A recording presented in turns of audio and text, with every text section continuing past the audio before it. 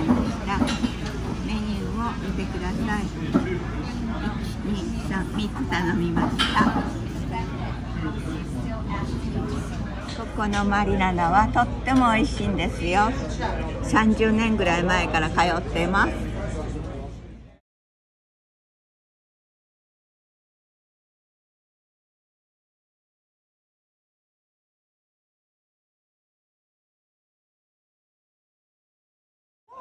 Buon appetito!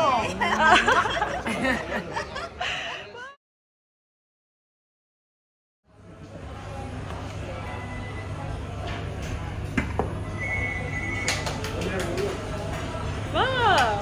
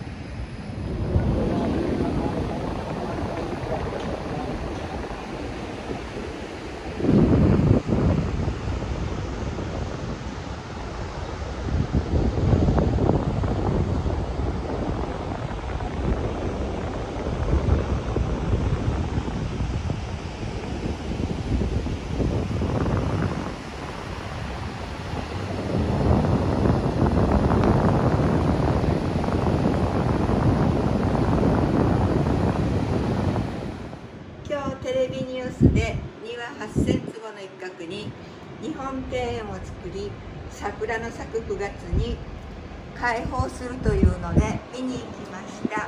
愛車もお見せします。また来週お楽しみに。